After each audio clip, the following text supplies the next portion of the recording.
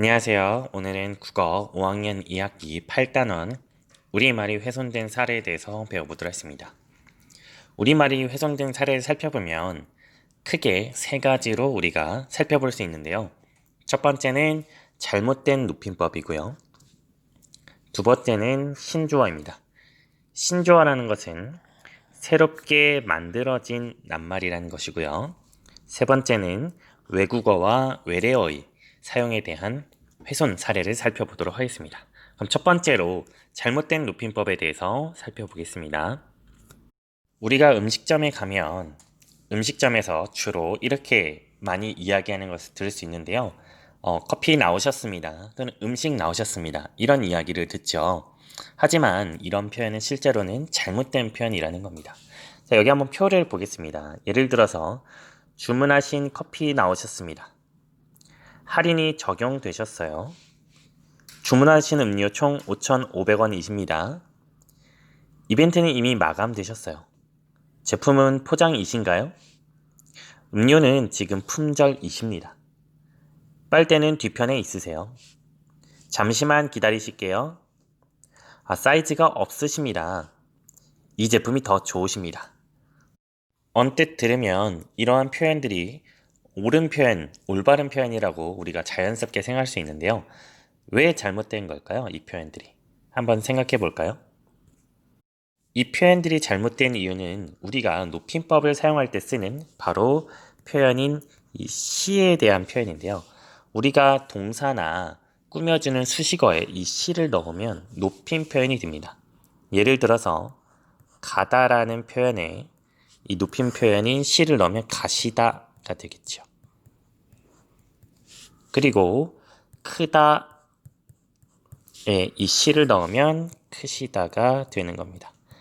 이렇게 우리는 높임 표현을 사용하고 싶을 때 이 시를 사용하는데 이 시를 사용할 때는 그 대상은 사람이어야 하는 거예요. 그렇기 때문에 사물이나 어떤 동물에 대해서 이 시를 붙일 경우에는 잘못된 표현이 되는 겁니다. 그래서 올바른 표현은 이렇게 되는 거지요. 주문하신 커피 나왔습니다. 할인이 적용됐습니다. 주문하신 음료 총 5,500원입니다. 이벤트는 이미 마감됐습니다. 제품을 포장해 드릴까요? 음료는 지금 품절입니다. 빨대는 뒤편에 있습니다. 잠시만 기다려 주십시오. 사이즈가 없습니다. 이 제품이 더 좋습니다. 이 표현이 올바른 표현이 되는 것입니다. 우리말이 훼손된 사례 두 번째는 바로 신조어인데요. 여기 보이는 귀띠머신, 스틱귀, 세젤예, 마상 어떤 뜻인지 알겠습니까, 여러분? 여러분은 이제 청소년이기 때문에 아는 학생이 더 많을 거라고 생각하는데요. 이 귀띠머신은 뭔가요? 귀띠머신. 귀띠머신. 귀띠머신은 원래 커피 머신을 뜻하는 것입니다. 커피 머신을 뜻하는 것인데 잘 보면 이 표현이 이 자음을 이 컬을 귀로 보는 것이죠. 그리고 이 피를 띠로 보아서 귀띠 머신이라고 부르는 거예요. 그러면 스티기가 뭔지 이제 여러분이 알 겁니다. 스티기는 바로 스피커를 이야기하는 것이죠. 스피커의 피와 커가 띠와 귀로 보여서 스티기라고 부르는 것입니다. 그럼 세젤리 마상 무슨 뜻인지 알고 있나요?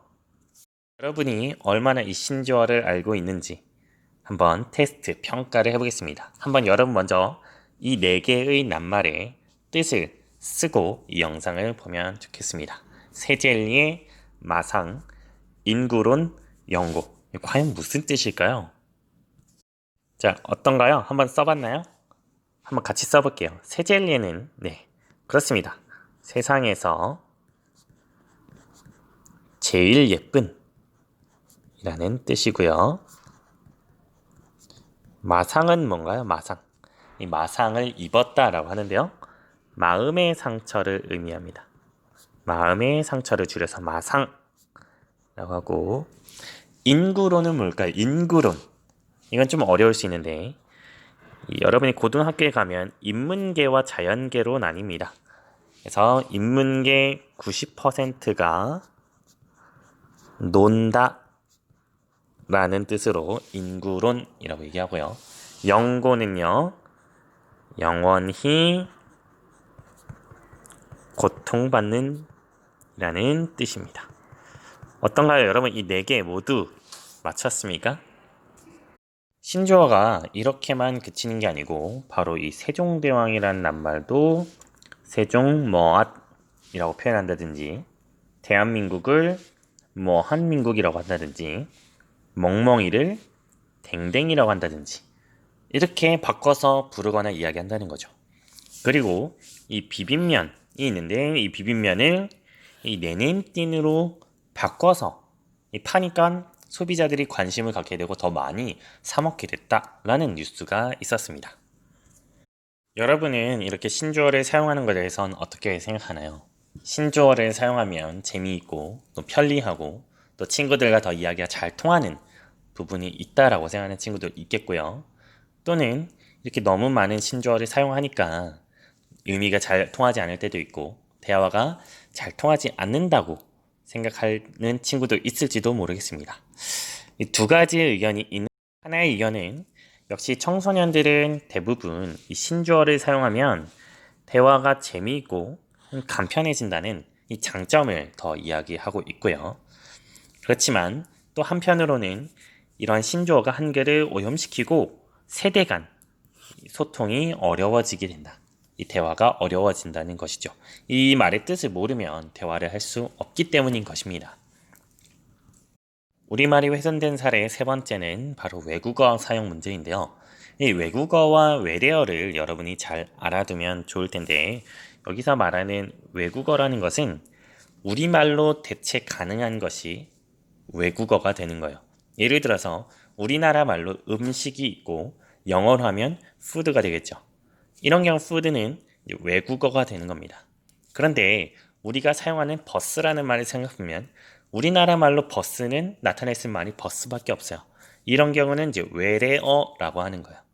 그렇기 때문에 우리말로 사용할 수 있는 낱말이나 단어가 있는데도 외국어를 쓰는 문제가 있다라는 것이죠. 그래서 그 이유를 살펴보니까 외국어를 쓰면 왠지 고급스러워 보이고 있어 보인다라는 거예요. 그래서 오늘날 생기는 대부분의 어떤 상점들의 간판을 보면 이 한글로 쓰여져 있기보다는 외국어로 표현하는 경우가 많다는데 이것이 문제가 된다는 거예요. 한번 더 살펴보겠습니다. 새롭게 지어진 아파트의 모습인데요. 우리가 아파트를 관리하는 분들이 계신 곳이 관리실이라고 하죠. 근데 관리실이라고 표현했지만 그거보다 더 크게 표현된 것이 바로 이 매니저라는 표현이 보이네요. 그리고 여기 오른쪽 사진을 보면 시니어 클럽 이거 뭐라고 생각되나요? 여러분들 시니어 클럽.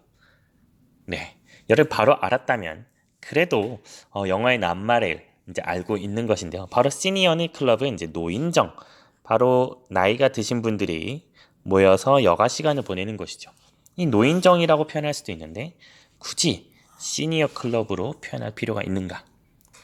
그리고 그 아파트 안에 도서관이 있었는데요. 도서관으로 표현한 대신 이 라이브러리라고 표현한다든지 또는 유치원으로 표현한 대신 이렇게 킨더가튼이라고 영어로 표현한다든지 이러한 문제들 그러니까 우리말로 표현할 수 있는 낱말인데도 우리 표현 나라말이 아닌 바로 이렇게 영어, 외국어로 표현하는 것은 우리말을 훼손시키는 사례라고 할 수 있다는 것입니다.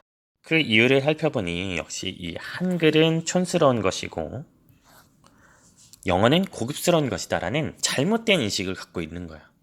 아름다운 우리말이 있음에도 불구하고 영어를 너무 많이 사용하고 있다는 것입니다. 언어라는 것은 시대와 상황과 환경에 따라서 변하는 것이 언어의 특성입니다. 그래서 옛날에 썼던 말이 사라지기도 하고 또 다시 새롭게 말이 생기기도 하는 것이 언어인데요. 그렇지만 우리나라 말, 이 한글, 바로 세종대왕님이 만들어주신 이 한글을 소중하게 생각하는 것은 아주 중요하다고 생각합니다. 여기 한 영상을 보고 오늘 수업을 마치도록 하겠습니다.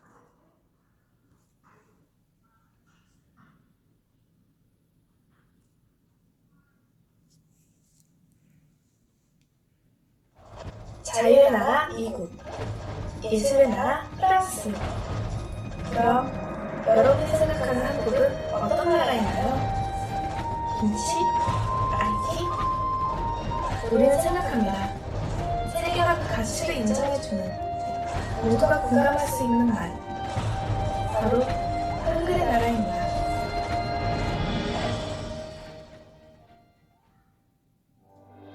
세계 저명한 학자들은 이렇게 말했습니다. 세계에서 가장 합리적인 문자다. 한글은 전 세계에서 가장 단순한 글자이며 가장 훌륭한 글이다.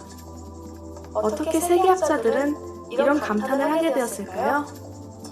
첫째, 한글을 만든 세종은 우주의 원리를 담고 세상 모든 소리를 담을 수 있는 문자를 만들고자 했습니다. 그렇게 탄생한 한글은 자음과 모음 24자를 조합하여 무려 11,172자를 만들 수 있습니다. 둘째, 한글은 글자 형태와 발음한 소리가 일치합니다. 예를 들어 미음은 미음에서 바람이 뻗어나가 비읍으로, 다시 미음에서 바람이 사방으로 퍼져나가 피읍으로,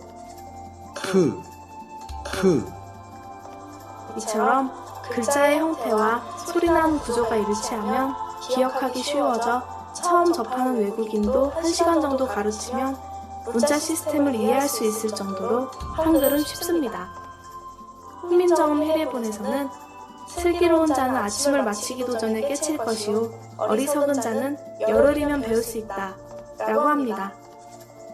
셋째, 한글은 입력하기 쉽습니다. 한글은 소리나는 대로 글을 빠르게 입력할 수 있지만 중국어나 일본어는 영어로 발음을 입력하고 한자나 히라가나로 변환하기 때문에 한글에 비해 불편하고 속도도 느립니다. 이처럼 한글은 체계적이고 쉽게 배우며 빠른 최고의 문자입니다. 한글은 과학입니다. 서기 1428년 조선시대, 한 백성이 자신의 부모를 살해한 일이 있었습니다. 이 사건을 계기로 세종은 삼강인실이란 윤리 교과서를 만들어 널리 알렸으나 백성들은 중국의 한자로 쓰여있는 책을 읽을 수 없었습니다. 왜 백성들은 한자를 읽을 수 없었을까요? 한자는 양반들도 20년 정도 걸려야 이해할 수 있었습니다. 반면에 가난한 백성들은 평생 글도 모른 채 억울하게 살아야 했습니다. 세종은 백성들이 자유롭게 뜻을 펼칠 수 있는 문자를 만들기 위해 음운학, 음성학, 천문학, 문자학 등 모든 분야의 학문을 연구하였습니다. 그러나 한자를 쓰고 있는 조선에서 글을 만든다는 건 중국을 향한 도전이었고 세종은 암살을 피할 수 없기에 한글이 완성되기 전까지 비밀리에 만들어야 했습니다. 그리하여 1443년 28글자의 한글이 창제되었고 추만리를 비롯한 신하들의 오랑캐일 것이라는 반대에도 불구하고 서기 1446년 세종은 백성들을 위해 훈민정음을 반포하였습니다. 그래서 오늘날 다른 나라의 문자를 빌리지 않고 우리 고유의 문자를 가질 수 있었습니다. 이것이 백성을 위한 세종의 사랑이 아닐까요? 한글은 사랑입니다. 인도네시아의 찌아찌아족은 문자가 없어 그들만의 고유 문화가 기록되지 못한 채 점점 잊혀져 갔습니다. 하지만 2009년 한글을 도입하면서 자신들의 문화를 지켜나가기 시작했습니다. 이와 같이 문자는 문화를 지키고 전통을 이어줍니다. 우리의 한글도 실현의 역사를 두고 한국인의 정신과 문화를 지켜주었습니다. 세계 속에서 한국인다울 수 있었던 것은 우리가 가장 우리다울 수 있었던 것은 한글이 우리 곁에 있었기 때문 아닐까요? 한글은 우리입니다.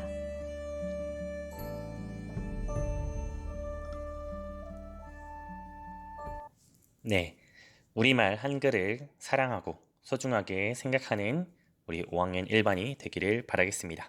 수업을 이것으로 마치겠습니다.